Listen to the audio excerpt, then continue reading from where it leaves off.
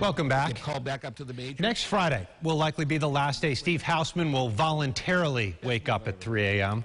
That last morning drive shift at WBEE will cap 50-plus years in the broadcast industry. 32 of those years were here in Rochester, a place this Bostonian never intended to stay.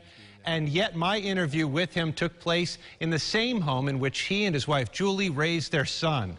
Here's my chat with Steve Hausmann. How did you decide this was the right time? When I'm at work, I love what I do. I love communicating with the listeners. But I get up at 3:15 in the morning.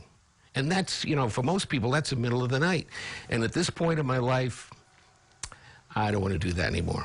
Yep. You know, that's very, very early in the morning. You ever got up at that time? Once in a while. And yeah, I bet you I know where you go right away.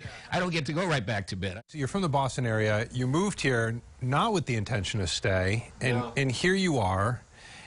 What was it like to have the bond that you still do, but when did you notice that you had a bond with the community? When I got here, no one knew me from Adam. But I worked first at 98PXY, and I worked with a guy in Boston named Scott Spezzano.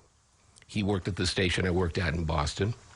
He left Boston to come back to his hometown. Well, I lost my job in Boston through a big sweep of personnel. You know how that goes sometime. And a company that had a station in Boston called me and said, we have nothing in Boston, but we have a station in Rochester, New York. Would you consider moving there? Scott Spezzano was doing the morning show. I knew him. I talked with him. He said, it's a great place to raise a family. So when I had Julie and I, my wife and I, had a 1-week-old son, we packed up and moved out here into this house, thinking maybe 3 years, get called back up to the majors, right. And now it's 32 years later. What do you think? Best move I ever made. Not only personally, but from a career standpoint. I've been able to do everything I've wanted to do in my life here in Rochester, New York. Give me a couple examples. What do you mean by that? Morning radio, of course. I was doing that in Boston. I'd always wanted to be a baseball announcer. I got a chance to do Red Wings radio for a year, which was great. I had a bit of a TV career. I started at Channel 8, you know. My first TV job here was at Channel 8. Did some weekend sports. Worked for 10 years in TV.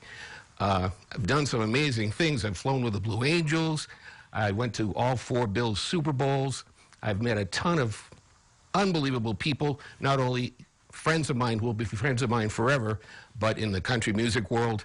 It's just been a total package for me. It's been great. Steve, thank you for brightening the days of so many over the years. And what you've helped to show me is that it's not always your words about life, but often your approach to life that can make all the difference. To see more interviews like this one, head over to rochesterfirst.com. When you get there, go over to the Adam Interviews section.